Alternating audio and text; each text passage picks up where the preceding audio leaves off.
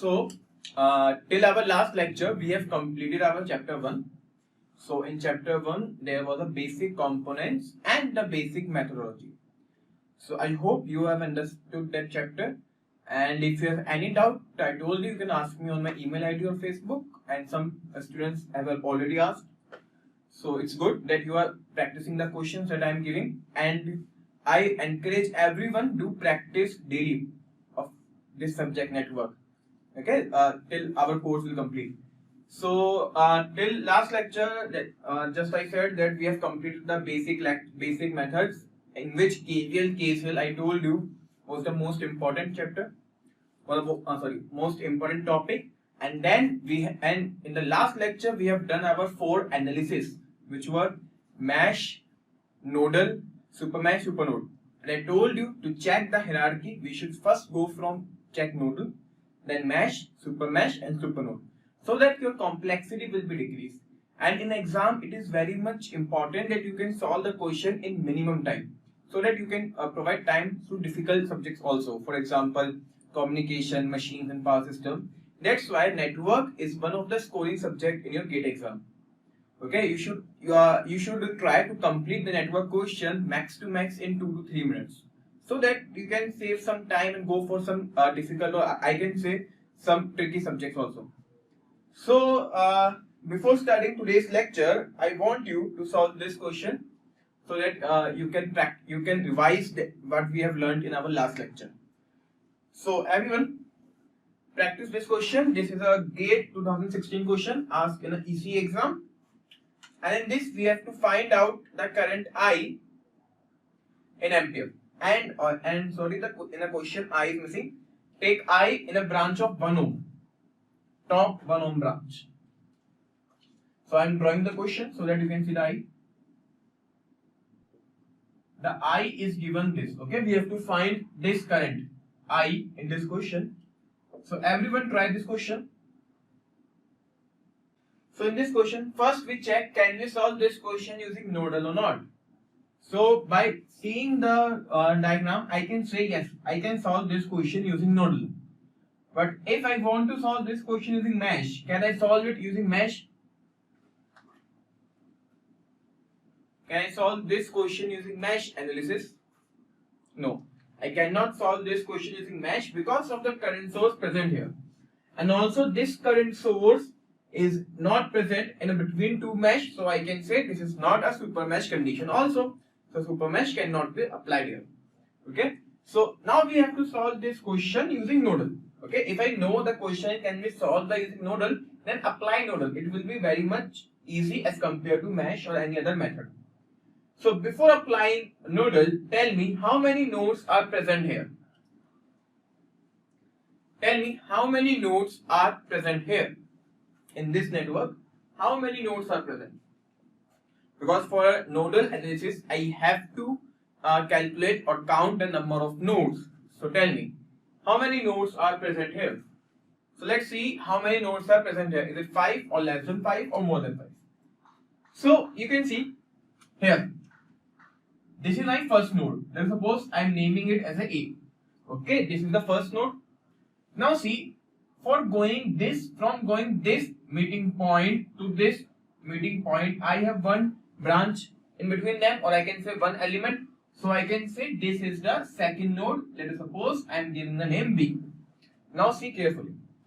If I want to go this meeting point, I can travel from B by this wire in which there is no element present. And if no element is present, then this node and this node is actually a single node. Okay, we are just creating a line to draw the circuit, but in actual way, because no element is present between these two nodes, because what is the definition of node? Node, what is the definition of node? Node is a point where 2 or where 3 or more branches meet. But what is the branch? Branch is the element. So if there is no element present between these two nodes, so actually this node and this node is a single node. So again, here it is a node B. Similarly, for going from this meeting point to this meeting point, again there is this path which is a short circuit path. Again this is a single node, same node B. For example, in the last class I told you, I can draw the same figure, let's suppose like this. This is my node A, I have a resistor B, okay. The same figure I can draw by creating these three lines like this. But just to draw the circuit, they have changed this node between these lines. So don't confuse with this. Okay, so the answer is not 5. Now see, if I'm going to this meeting point, if I go to this meeting point, again you can see I'm going from A to this point, or if I go from this to this. In both the points there is some element present here, which means potential of that node will be different. So I can say this is a node. So how many nodes are actually present here? We have only 3 nodes present, not 5. Okay, so the first point is count number of node. So number of node is how many? 3. So we have a 3 nodes present here. Got it? Yes or no? Don't say 5 nodes are present here, because between these two meeting point there is not any element present. So I cannot consider this as a node. Okay. Now next point. I have to take one node as a reference node and assume voltage at remaining node. Fine. So I am taking node B as a reference node. So if I am taking this as a reference node, this becomes 0 volt. Similarly, this becomes 0 volt because the node is same now. Also, this node is same. It becomes 0 volt. Okay. And at A, I am assuming V1 is the voltage. At node C, I am assuming V2 is the voltage. Okay. So I have taken one reference node having voltage 0, and V1, V2 are two as assumption of a node voltage. Now see one thing more carefully here. From C to B, let's suppose I have this branch, plus minus 8 volt, and this is B having potential 0, and it is has a potential V1. Okay. Now I told you difference between these 2 points, difference between the potential of 2 points is equal to the potential difference across all the elements in a branch. So I can say V1 minus 0 is actually equal to potential difference of a particular element, but here the voltage source is present. So I know V1 minus 0 will be equal to what? 8 volts. So from this I can say V1 is equal to 8 volts. V1 is equal to 8 volts. So here I can, here it is V2. Sorry, my mistake. Here it is V2. So here V2 is nothing but 8 volts. Okay. V2 is how much? V2 is 8 volts. Now we have to find out the value of V1. Okay. Because for finding out the current I need both V2 and V1. Why? Because the equation of I is what? V2 minus V1 divided by 1. Right? So finding out I have to calculate V1 also. So see, how can I calculate V1? This is V1. I can assume I1 current is flowing here, I2 is flowing here, and I3 is flowing here, and current I is entering. So I can apply KCL. So by KCL, sum of current entering, which current is entering? Only I is entering, is equal to sum of current leaving. 3 currents are leaving. Now just we have to write the equation of current in form of voltage. So you can see equation of I. What is the equation of I? I have already written V2 minus V1. But what is V2? V2 is 8 volt.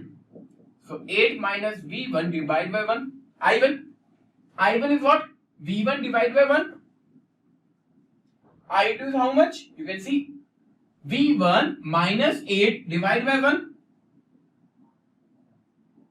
Plus I3. I3 is nothing but V1 divided by 1. Now we can easily solve this equation to find out the value of V1. So solve it.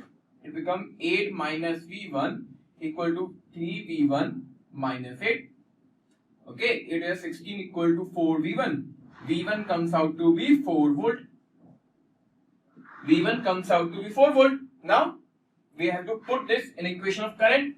So I is what? V2 is how much? 8 minus 4 divided by 1, 4 ampere. So current is 4 ampere, not 1 ampere, Pooja. And if my calculation is somewhere wrong, you can tell me. 1, 2, 3, 4 V1. No, the calculation is right. So the answer is 4 ampere. So counting number of nodes is very much important part, very much important step also.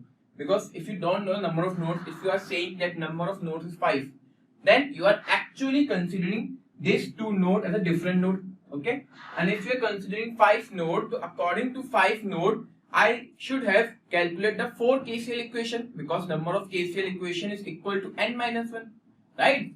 And that will become the more complex circuit. And after that, you will see the potential of this becomes 0. So carefully see how many nodes are present here. What is the equipotential? Okay, if 2 nodes are at the equipotential, or I can say equal voltage, then you can consider that 2 node as a 1 node. And what is the advantage of that? If you are decreasing the number of nodes, number of KCL equation will also decrease. Okay, so always consider the fact about the equipotential points. They are very much important. Got it? Yes or no? Okay. So one more point I want to tell, then our chapter will complete, this first chapter. So one more important point I want to share. See, one important point that we have used in this question also. Let's suppose I have n elements in a particular branch. Okay, n elements in a particular branch, and across each we have some potential drops E1, E2 till En. Okay, we have n elements connected in series in a branch, and across each we have a particular potential drop E1 to En. Now this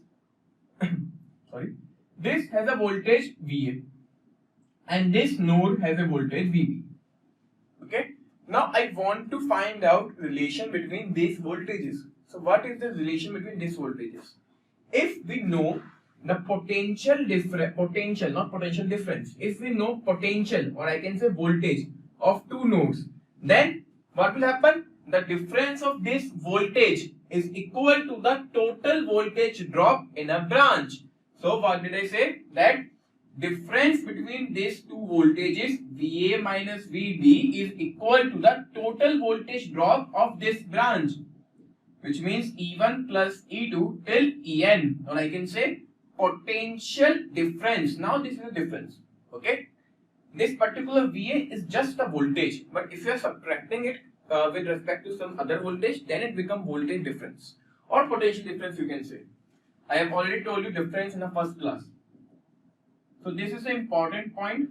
Remember this, that for a particular branch, total voltage drop is summation of each and every voltage drop of the element.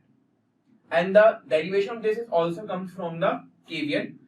Just like we have derived earlier, that you can assume this as a one imaginary battery, and you can remove and you can then move in a particular path. Okay, so this one point I want to share. So with this point, our first chapter is now complete, but it is complete from my side. You should do practice as much as you can do. You can solve question from previous year. Okay, you have a study material. You can solve it from that. You can solve it the question of previous year, and you should apply test series. Okay, test series is very much important, because test series will tell you the pattern of the exam. How will exam come, or how is the question coming, or what is the question framing. And if after doing the test series, always analyze each and every question. For example, just I told you the same question earlier. That question can also solve using a supernode. So you have to also see how can we apply supernode there. Okay, same you can do this in a exam, in a test series also. After giving the test series, when you analyze the question, analyze each and every question, each and every possibility. Okay, how many possibilities are possible to solve this question? That will open your mind, that will open your thoughts. Okay, and that is very much helpful in your exam also.